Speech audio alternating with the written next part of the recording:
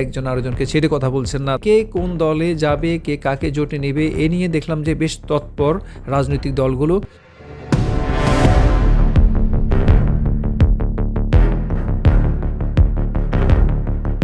আওয়ামী লীগ আবারও কর্মসূচি ঘোষণা করেছে। সামাজিক যোগাযোগ মাধ্যম ফেসবুকে পোস্ট দিয়ে এই কর্মসূচি ঘোষণা করে দলটি। পুরো ফেব্রুয়ারি মাস জুড়ে নানা কর্মসূচির সঙ্গে আছে হরতালের ঘোষণাও। অবশ্য এর আগেও এমন কর্মসূচি ঘোষণা করেছিল দলটি এবং তারা সেটি পালন করতে পারেনি। নতুন করে কর্মসূচি ঘোষণা দেওয়ার পর অন্তর্বর্তী সরকারের পক্ষ থেকে বার্তা দেওয়া হয়েছে খুব কঠোরভাবে। ওদিকে আওয়ামী লীগের অফিসিয়াল ফেসবুক পেজে কর্মসূচি ঘোষণার পর বিএনপি এবং বৈষম্য বিরোধী ছাত্র আন্দোলনের নেতারাও প্রতিক্রিয়া জানিয়েছেন। মঙ্গলবার রাতে ফেসবুক পেজে আওয়ামী লীগের ঘোষিত কর্মসূচি অনুযায়ী 18 ফেব্রুয়ারি মঙ্গলবার দেশব্যাপী সকাল সন্ধ্যা সর্বাত্মক কঠোর হরতাল কর্মসূচি পালনের কথা বলা হয়েছে। আওয়ামী লীগের কর্মসূচির বিষয়ে প্রধান উপদেষ্টার প্রেস সচিব শফিকুল আলম গতকাল জানিয়েছেন, ক্ষমতাচ্যুত আওয়ামী লীগ যতদিন না ক্ষমা চাচ্ছে, যতদিন না তাদের নেতৃত্বকে বিচারের মধ্যে আনা হচ্ছে এবং যতদিন না জবাবদিহির মধ্যে আসছে, ততদিন তাদের কোনো প্রোটেস্ট বা প্রতিবাদ কর্মসূচি করতে দেয়া হবে না। তো আওয়ামী লীগের ঘোষিত এই কর্মসূচির বিষয়ে পৃথকভাবে দেখলাম যে খুব কঠোর অবস্থানে আছে বিএনপি এবং ছাত্র সমন্বয়করা। বিএনপির সিনিয়র যুগ্ম মহাসচিব রুহুল কবির রিজভী এ বিষয়ে খুব কঠোর অবস্থানের কথা জানিয়েছেন।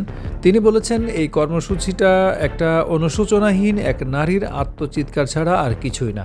আর অন্যদিকে জাতীয় নাগরিক কমিটির প্রধান সংগঠক এবং বৈষম্য বিরোধী ছাত্র আন্দোলনের অন্যতম সমন্বয়ক সাজিস আলম আওয়ামী লীগের কর্মসূচির বিষয়েও দেখলাম খুব কঠোর প্রতিবাদ মুখর হয়েছেন এবং আমরা বেশ কিছুদিন যাবৎ দেখতে পাচ্ছি এসব বিষয় নিয়ে সরকারের পক্ষ থেকেও কঠোর অবস্থানের কথা বলা হচ্ছে যে তাদেরকে মাঠে নামতে দেওয়া হবে না। জুলাই আগস্টের পর গত ডিসেম্বর পর্যন্ত রাজনীতির মাঠ অনেকটা ঠান্ডা ছিল।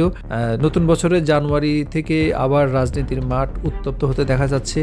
বিশেষ করে আওয়ামী লীগের কর্মসূচি ঘোষণাকে কেন্দ্র করে বিভিন্ন দল, বিভিন্ন ব্যক্তি সংগঠন খুব প্রতিবাদ এবং কঠোর অবস্থান নিয়েছে।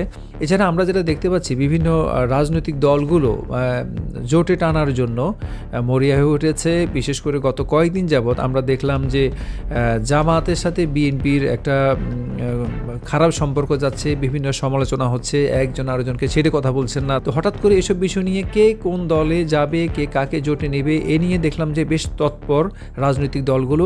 এরই মধ্যে আমরা দেখেছি বিএনপি কয়েকটি ইসলামিক দলের সাথে মিটিং করেছে।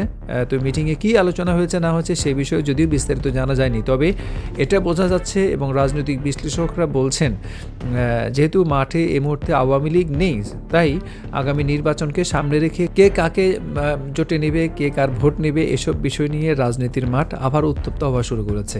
আবার এর মধ্যে আরেকটা ঘোষণা দেখলাম যে সমন্বয়ক যারা এখন সরকারে রয়েছে উপদেষ্টা পদে, তারাও দেখলাম যে এপ্রিল মাসের মধ্যে পদত্যাগ করবে বলে ঘোষণা দিয়েছে। কারণ আমরা এর মধ্যে জেনেছি যে ছাত্রদের একটি নতুন রাজনৈতিক প্ল্যাটফর্ম তৈরি হওয়ার ঘোষণা তারা দিয়েছে, যেটি নিয়ে রাজনীতি আরও উত্তপ্ত। কারণ হঠাৎ করে তারা নতুন দল ঘোষণা করবে, সরকারে বসে নতুন দল ঘোষণা করবে, এটা কেউ মেনে নিতে পারছে না। এটা নিয়ে বিএনপি খুব কঠোর অবস্থান নিয়েছে। তাদের সেই অবস্থার প্রেক্ষাপটে বক্তব্য বিবৃতি গত কয়েকদিন যাবৎ চলছে।